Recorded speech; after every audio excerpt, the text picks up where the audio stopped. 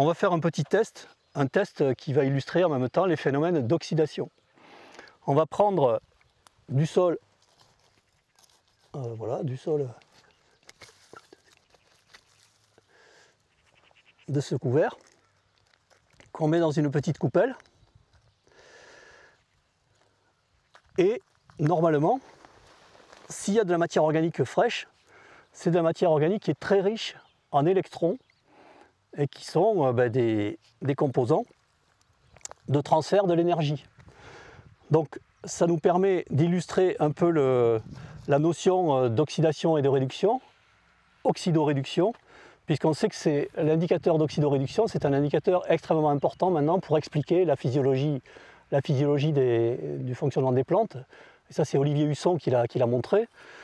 On sait que c'est un indicateur qui va avec le pH, mais qui est au moins aussi important que le pH, puisque c'est à travers la circulation des électrons que se transfère l'énergie du vivant, l'énergie électrique. Et donc, plus un sol est riche en électrons, plus la plante va pouvoir faire circuler cette énergie. Et quand un sol est pauvre en électrons, c'est un sol qui est oxydé, eh bien, l'énergie ne circulera pas. En gros, c'est un peu comme ça qu'il faut le voir. Donc, un oxydant, c'est un élément qui va capter les électrons, qui est très avide d'électrons. Et un réducteur, c'est un élément qui va fournir ces électrons. Pour que la plante fonctionne, comme l'explique très bien encore une fois Olivier Husson, il faut qu'elle maintienne un équilibre dans ses potentiels d'oxydoréduction. Et souvent, on s'aperçoit que les techniques de mécanisation intense suroxydent les sols et donc font perdre en électrons les sols et donc en capacité d'alimenter les plantes. Et dans des sols qui sont correctement menés, avec beaucoup de carbone frais, donc de matière organique qui a des électrons, eh bien on peut illustrer cette capacité des sols à maintenir leurs électrons en place, grâce à l'eau oxygénée qui est un oxydant puissant, donc qui va capter les électrons. L'hyperminéralisation des sols par la mécanisation, eh bien c'est une oxydation lente, mais c'est une oxydation.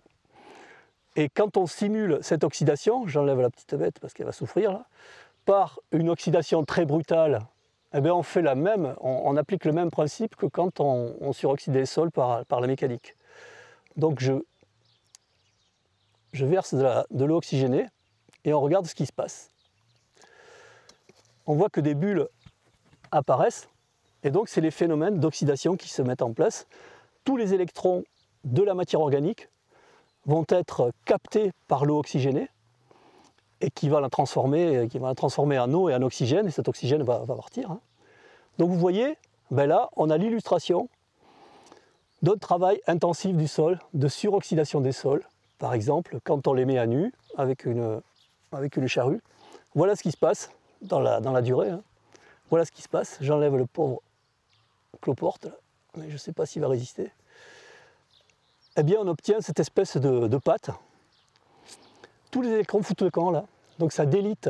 Les électrons, c'est des éléments qui lient ensemble les molécules entre elles. Donc c'est la perte totale de la matière organique qui va amener à ce type de structure qui n'en est plus une justement, puisque le liant, la colle, a disparu, a été oxydé par l'eau oxygénée.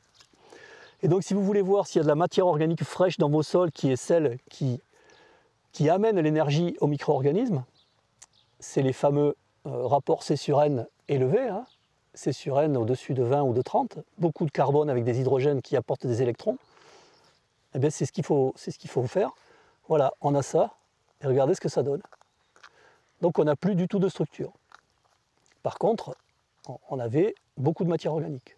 Donc on a simulé une surminéralisation avec cet oxydant puissant qui est la même quand on ouvre les sols, quand on n'y met plus de couverts végétaux dessus, quand on arrête de leur fournir en permanence des électrons par la photosynthèse. Et donc les plantes qui vivent dans des milieux suroxydés comme celui-ci sont obligées d'investir énormément de photosynthèse dans leur sous-sol, dans leurs racines, pour entretenir un milieu qui soit le plus apte à elles à fonctionner. C'est ce que montrait Olivier. avec avec des pertes. Toute la photosynthèse va rentrer dans les racines et au détriment de la production de biomasse. Donc tout ce qui va oxyder la matière organique, c'est tout ce qui va la mettre à disposition d'oxydants. Donc c'est d'abord le travail du sol intensif qui détériore, qui déstructure les agrégats et qui mettent la matière organique à la portée de l'oxygène. Hein. C'est ensuite tous les intrants qu'on va utiliser oxydés déjà, comme les nitrates par exemple, les engrais azotés sous forme de nitrates. Ce sont les pesticides qui sont aussi très oxydants. C'est les sols nus parce que y a les ultraviolets qui vont aussi oxyder la matière organique. Donc tout ça fait qu'on arrive au bout du compte à avoir ces phénomènes-là dans le temps hein, qui déstructurent un peu la qualité du sol. Et donc c'est ce qu'on a perdu pendant les 50 ans. Quand on passe d'une prairie à 4% de matière organique à 2%, en gros, eh bien les 2% qui ont été perdus, c'est de la matière organique fraîche. Et cette matière organique, enfin fraîche, ou en tout cas qui se décompose un peu plus vite que la matière organique stable, qui est le dernier rempart en quelque sorte.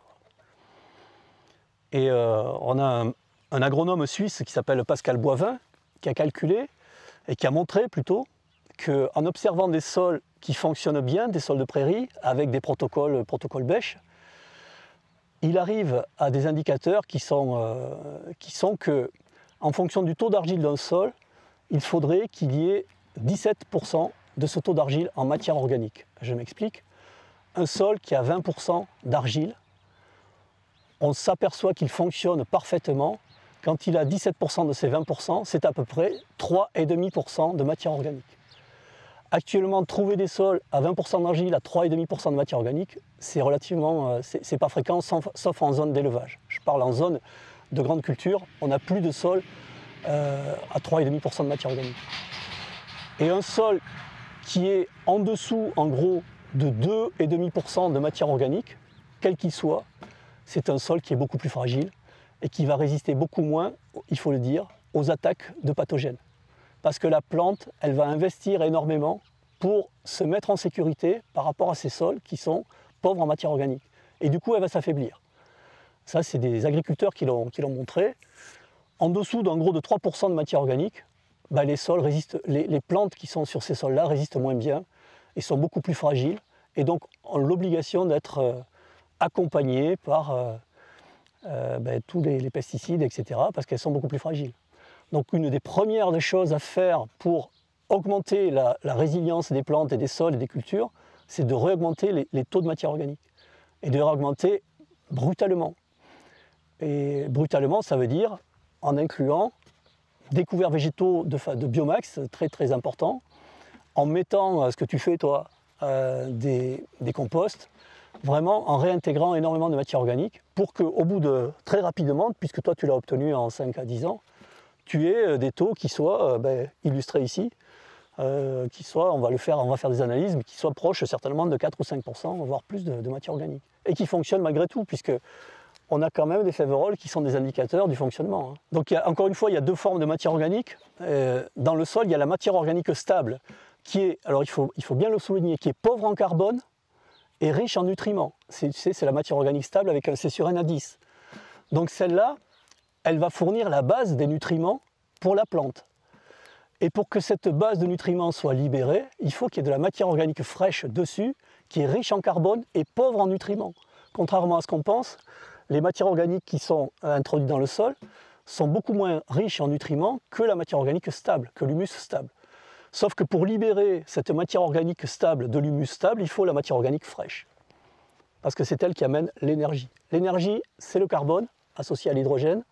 Les nutriments, c'est l'azote, la phosphore, la potasse, etc., qui est plutôt dans la matière organique stable. Après, ça entretient aussi le cycle de nutriments. Mais sa première fonction, c'est d'amener de l'énergie. Et cette énergie-là, on l'a. On voit que le moteur marche quand on l'illustre par cette réaction d'oxydation, puisque cette énergie, elle est amenée par des électrons qui transfèrent l'électricité. S'il n'y a pas d'électrons, il n'y a pas ça. S'il y a des électrons, il y a ça. Donc l'image qui est donnée encore une fois, par Olivier, un sol, c'est une batterie qui est alimentée par les plantes, c'est une batterie riche en électrons qui est alimentée par les plantes. Si les plantes ne sont pas là, elles n'alimentent plus cette batterie, donc il n'y a plus d'électrons pour faire le circuit électrique. Par contre, si cette batterie est remplie d'électrons du fait qu'il y a des conditions d'asphyxie, que ces électrons ne puissent pas circuler, elle est trop concentrée en électrons, ça circule mal. Donc un milieu, il doit être ni pauvre en électrons, ni trop riche en électrons, il doit être entre les deux. Et le potentiel moyen d'un milieu où on s'aperçoit que la plante fonctionne bien, c'est d'après, encore une fois, les recherches qui ont été faites par Olivier, c'est autour de 400 millivolts. À quel pH? À des pH de 6,5. Voilà. C'est le pH redox, hein, c'est la fameuse courbe, enfin la fameuse droite sur laquelle on doit se situer. pH 6,5, redox à 400 millivolts. Tous les électrons qui vont être amenés dans le sol, ils le font grâce à la photosynthèse. Et je précise que les électrons, ils proviennent de l'eau. C'est l'eau qui est cassée en deux, et donc qui libère de l'oxygène et qui donne ces électrons à l'hydrogène. L'hydrogène qui est fixé sur le carbone et qui fait des molécules riches en hydrogène, donc que sont les sucres ou les graisses. Et ces sucres ou ces graisses vont être à la base du fonctionnement énergétique de toutes les plantes et de tous les êtres vivants d'ailleurs, hein, puisque c'est eux qui concentrent cette énergie. Et donc une fois que cette énergie est utilisée par la respiration, elle repart dans l'air, il y a à nouveau photosynthèse, réduction, et ça continue, ce cycle se maintient. Quand les bactéries vont travailler à s'alimenter sur les sucres produits par la plante, elles vont elles-mêmes produire ce qu'on appelle des polysaccharides, des sucres bactériens, qui eux sont des sucres beaucoup plus solides que les sucres qui sont photosynthétisés dans les plantes. Et on s'est aperçu, les chercheurs ont montré, qu'une part de l'humus très stable, il provient de ces polysaccharides bactériens. Et donc ça fait de la matière organique très, très riche aussi, très, très costaud. Et donc s'il n'y a pas ces couverts en permanence qui alimentent le sol en électrons grâce à la photosynthèse et qui produisent cette matière organique fraîche, eh bien, on a une part du circuit qui est coupée. Donc la circulation électrique ne se fait plus et les transferts d'énergie ne se fait plus. L'énergie, ce n'est pas quelque chose d'immobile, c'est quelque chose de mobile. Donc c'est sans cesse des transferts d'énergie. Et ces transferts d'énergie se font dans le vivant grâce à l'électricité.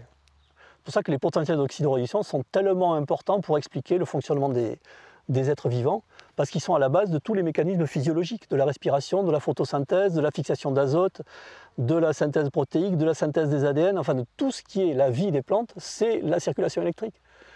Et donc s'il n'y a pas d'électrons, et là il y en a, eh bien ça ne marche pas, ou ça marche beaucoup moins bien.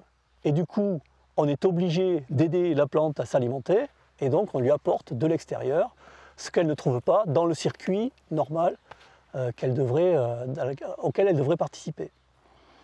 Donc une agriculture pérenne, une agriculture résiliente, c'est une agriculture de recyclage. C'est un recyclage permanent. Et donc ce recyclage-là, s'il est interrompu, eh bien on rentre dans une agriculture qui n'est plus pérenne. Et qui pollue. Et qui pollue bien sûr, ouais, qui amène des tas de contre-indications, parce que ben justement, elle n'est pas faite pour avoir un fonctionnement naturel.